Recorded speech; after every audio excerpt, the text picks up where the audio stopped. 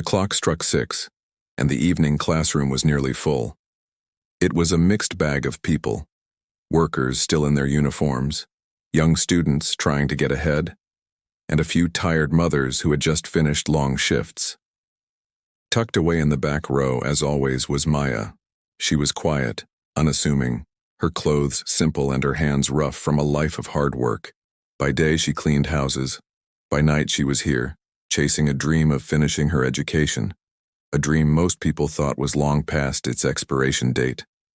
Tonight's subject was mathematics, the one that made most students nervous. The teacher, Mr. Rakesh, had a reputation. He was brilliant, one of the best math instructors in the city, but he was also arrogant and harsh. He loved to show off, and he had a cruel habit of mocking students who struggled. In his mind, intelligence was a luxury reserved for the well-dressed and well-educated from wealthy families. He walked in, dropped his books on the desk with a loud thud, and surveyed the room. "Tonight," he announced with a smug grin, "we will solve something none of you can handle.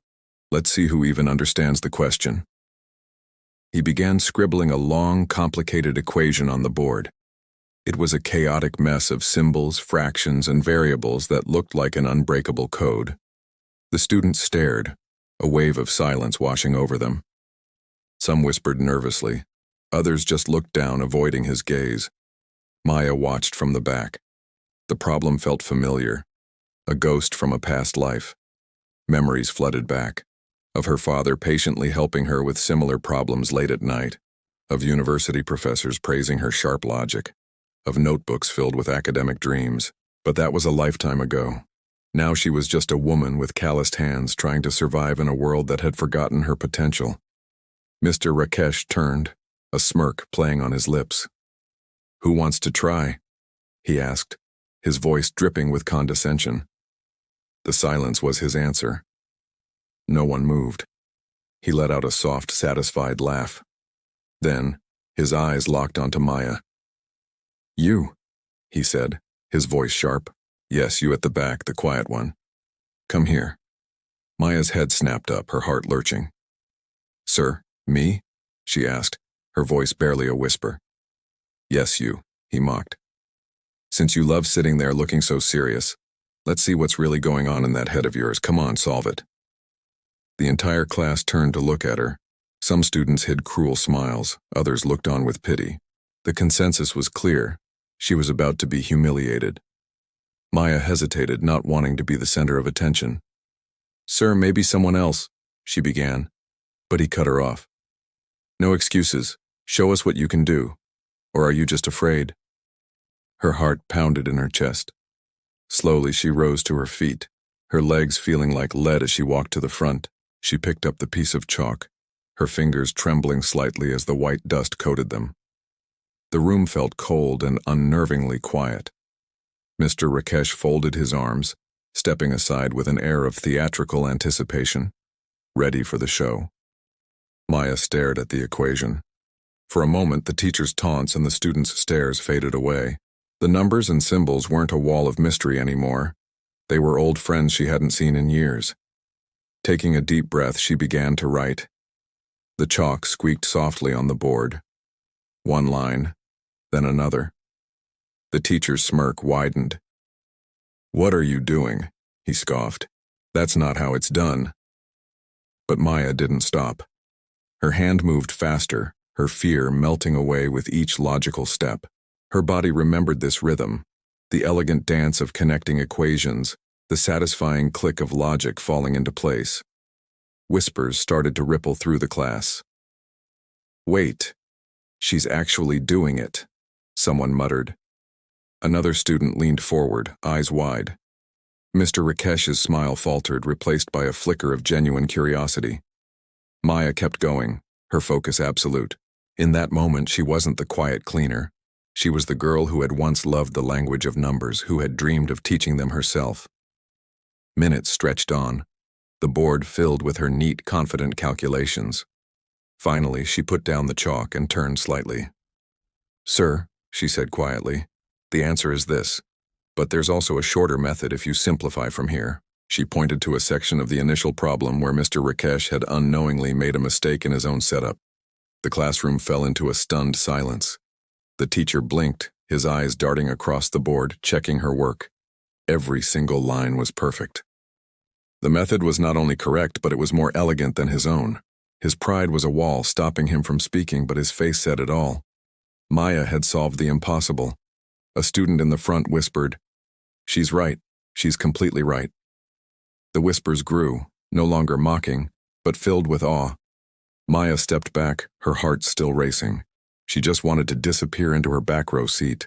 But before she could, the teacher finally spoke, his voice low and strained. "Sit down." As she walked back to her seat, the room buzzed with a new energy. Maya looked down at her hands, still dusted with chalk, and a small, private smile touched her lips. For the first time in years, she had remembered who she really was. Walking home under the dim streetlights that night, the scene played over and over in her mind. She didn't know it yet, but that one equation hadn't just solved a math problem. It had just changed her life forever. The next evening, the classroom was buzzing with a quiet, electric energy. Everyone seemed a little more awake, a little more watchful than usual. At the front of the room, Mr. Rakesh stood, trying to act as if the previous night had been completely normal. But it wasn't. The whole class had been talking about Maya, the woman who cleaned houses. The quiet woman from the back of the room had solved a problem that had stumped not just the students, but the teacher himself. When Maya walked in, the conversations hushed. Some people offered polite, curious smiles. Others just stared, as if trying to figure out if what they'd witnessed was a dream. She kept her eyes down, quietly found her seat at the back, and opened her notebook. To her, solving the problem was just solving a problem. But to everyone else, it felt like they'd seen a magic trick. Mr. Rakesh cleared his throat, the sound echoing a little too loudly in the silent room. He turned to the board. "Let's continue," he announced, his voice filled with its usual pride, but there was a crack in it, a hint of unease. His reputation as the city's top math mind had been shaken, and by a cleaning lady, no less. He couldn't let it go. He had to test her again to prove it was a fluke. "Yesterday's question was simple," he said, his tone turning cold and sharp. He turned his gaze directly to the back of the room. "Let's see if our new math expert can handle something with real substance." His words dripped with sarcasm. "Come up here again, Maya. Prove that yesterday wasn't just a lucky guess." A collective gasp went through the classroom. Whispers broke out. "He's really doing it again." But Maya didn't flinch. She stood up slowly, her heart strangely calm. The fear was gone. She walked to the front, her steps measured and steady, picked up the piece of chalk, and waited. The equation he scrawled on the board this time was a monster, a tangled web of geometry, algebra, and logic. Mr. Rakesh stepped back, crossing his arms with a smug smirk. "Go on," he challenged. "Show us your magic trick one more time." Maya looked at the board, her expression unreadable for a moment, and then a shift. Her eyes, once downcast, became laser-focused, sharp and brilliant. She began to draw.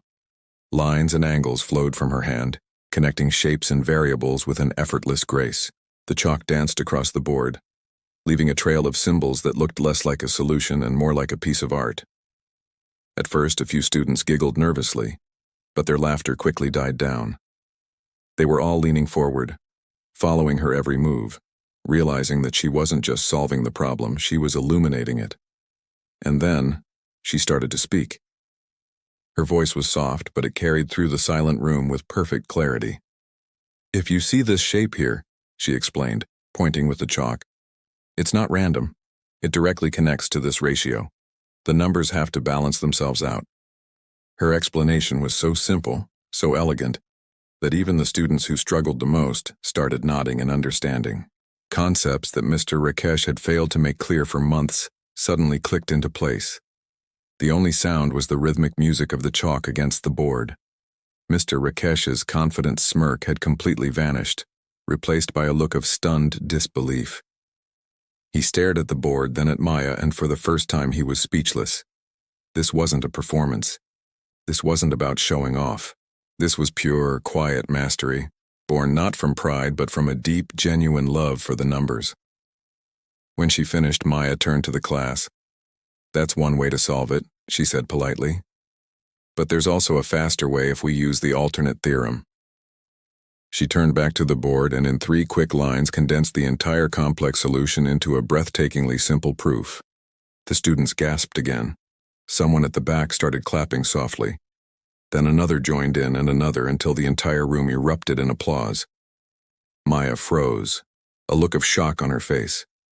She had never been clapped for in her life. The teacher stood motionless, his pride warring with a dawning sense of awe. Finally, he found his voice. "Sit down," he said. It was quiet, stripped of all its earlier mockery. Maya returned to her seat, her heart feeling both warm and incredibly heavy. After class, as everyone was leaving, Mr. Rakesh stopped her. "Maya," he began, his voice hesitant. Where did you learn all of this?" She gave him a faint, gentle smile. "I studied a long time ago, sir," she replied softly, "before life got in the way." He looked at her then, truly looked at her, his arrogance replaced by a profound curiosity. "You should have been a teacher," he murmured, almost to himself. Maya just smiled again. "Sometimes life teaches us in other ways." And with that she walked away, leaving him staring at the board she had filled with such brilliance. That night Mr. Rakesh couldn't sleep. He kept seeing her calm eyes, the perfect logic flowing from her hands. How could someone so seemingly ordinary possess such an extraordinary gift? The next morning he walked into the principal's office with a single question burning in his mind. Who is that woman, really? That question would lead him to a truth far more humbling than any equation he had ever faced. The next morning, Mr. Rakesh arrived at the school early, his mind still consumed by thoughts of Maya. He had spent most of the night replaying her calm voice, her precise steps, and the effortless way she had turned a difficult problem into child's play. Something just wouldn't let him rest. Who was this woman?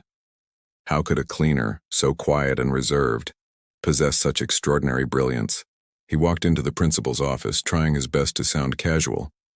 "Sir, about that woman from the evening class, Maya," he began. "Do we know anything about her background?" The principal looked up from his papers, a faint smile on his face. "Ah, yes. Maya Patel. She's been in the adult program for about 6 months. Very quiet. Pays her fees in small installments every week. Why do you ask?" Mr. Rakesh hesitated for a moment. "She solved 2 equations in my class yesterday, both far beyond the level we teach. She didn't just solve them. She explained them like a seasoned professional. I need to know where she learned that." The principal's expression shifted to thoughtful concern. He opened an old dusty file cabinet. "You might be surprised," he said, pulling out a folder. "She wasn't always a cleaner. She used to be a mathematics student at the National Science University, one of the best in the country." Mr. Rakesh's eyes widened in disbelief. "What? That's impossible." The principal nodded slowly. "She was one of their brightest students, even received a scholarship when she was young, but her father passed away during her final year. Her mother fell ill soon after. She had to drop out to support her family." He sighed, closing the file. After that, life took her in a different direction. She worked wherever she could, cleaning, sewing, babysitting. But even after all that time, she enrolled here to finish what she started. Mr. Rakesh stood there, silent and stunned. He felt a strange mix of deep admiration and profound shame. He remembered how he had humiliated her on that first day, callously assuming she was uneducated and slow. He pictured her trembling hands holding the chalk, her quiet but unwavering determination. Now, knowing her story, it all made sense. That evening, Maya arrived for class as usual, completely unaware of the morning's conversation. She offered a polite smile and took her seat at the back.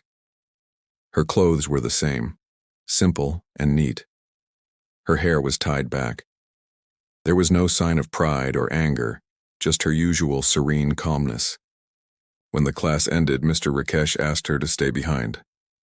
"Maya," he said gently, I spoke to the principal about you today. She froze, her eyes filling with worry. About me? Did I do something wrong? He quickly shook his head. No, not at all. I wanted to understand how someone like you could solve equations that most professors would struggle with. Maya looked down at her hands, a faint, sad smile touching her lips. It's nothing special, sir. I used to study math a long time ago. I loved it. Numbers always made sense to me, even when the world didn't. Her words carried the heavy weight of forgotten dreams. You gave it all up? He asked, his voice softer now. I didn't want to. She replied quietly. But after my father died, my mother couldn't work.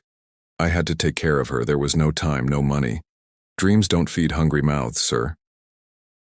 Mr. Rakesh's throat tightened with emotion. He finally understood the depth of his own ignorance, how much he had judged her without knowing a single thing about her journey. And you still study after all that? He asked, amazed. She nodded. Every night after work. I still have my old notebooks. Sometimes, when I can't sleep, I solve problems, just to feel alive again. For the first time in years, Mr. Rakesh, the esteemed teacher, was at a complete loss for words. He simply looked at her, realizing that true brilliance isn't born in comfort. It is forged in the fires of struggle. After Maya left, the teacher sat alone in the empty classroom, staring at the chalkboard. The very board where he had once mocked her now felt like a monument to his own arrogance. He whispered to the silent room, I called her a simple woman, but she is far greater than I will ever be. Outside, Maya walked home under the warm, orange glow of the streetlights, clutching her worn notebook to her chest. She had no idea that her story was beginning to spread. Students were already whispering about her, sharing the incredible tale online, calling her the cleaner who outsmarted the teacher. The world that had so long ignored her was finally beginning to see her, not as a servant, not as a poor woman, but as the genius she had always been. And though she didn't know it yet, her life was about to change in a way she could never have imagined. A week later, the classroom buzzed with a quiet, electric energy. Whispers filled the air as students huddled over their phones, showing each other a blurry photo that had gone viral. It was a picture of Maya at the chalkboard, with the caption, "A cleaner outsmarts her elite teacher." By the time Maya arrived for her shift, half the city knew her story. But she didn't. She entered just as she always did, in her old scarf, clutching her small notebook, completely unaware of the shift in the room. The stares she received weren't of mockery anymore, but of pure awe. Mr. Rakesh stood by the board, his hands trembling slightly. He had spent days rehearsing what to say, how to fix his mistake. He had been proud, yes, but he wasn't a cruel man. He admired intelligence, and Maya's brilliance had humbled him more than any textbook ever could. As the room fell silent, he began, his voice soft. Before we start today, there's something I need to say. He looked directly at Maya. Last week, I made a mistake. I thought I was testing your limits, but I was only showing mine. I judged you by your job, your clothes, your silence. But you reminded me that genius can come from anywhere. The class held its breath. Maya blinked, completely stunned. She wasn't used to praise. Mr. Rakesh continued, You've taught me more in 2 lessons than I've taught others in 20 years. For that I owe you an apology, and my respect. For a long, silent moment, no one moved. Then a single student started clapping. The sound grew as the entire class joined in, filling the room with a wave of warmth. Maya looked down, her lips trembling. She had never ever been applauded before. When the applause faded, Mr. Rakesh smiled. From now on, this classroom is yours as much as mine. Would you like to explain today's topic to the class? Maya froze. Me? But I'm not. You are, he interrupted gently. You're more of a teacher than you realize.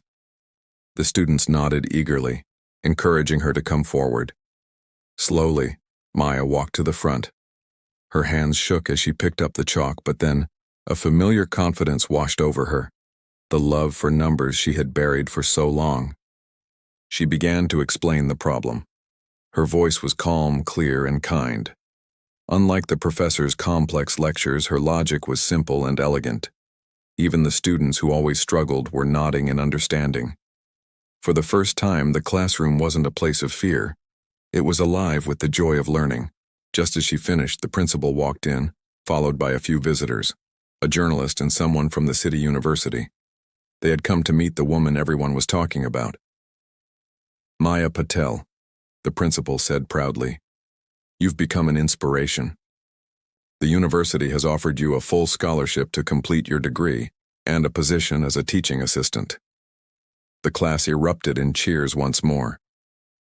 Tears streamed down Maya's face as she looked at her hands. The same hands that scrubbed floors now held the chalk that had rewritten her destiny. Mr. Rakesh gave her a respectful nod. Go, he said quietly. The world finally sees what I should have seen from the start. Weeks later, Maya stood at the gates of the National Science University, the very place she had left heartbroken years ago. This time, she wasn't a cleaner. She was a scholar, a teacher, a symbol of how talent can bloom in the hardest soil. In her first lecture, she smiled at her new students. Math isn't just about numbers, she said. It's about patience, courage, and belief. Sometimes life will erase your dreams, but if you keep rewriting them, one day the answer will appear.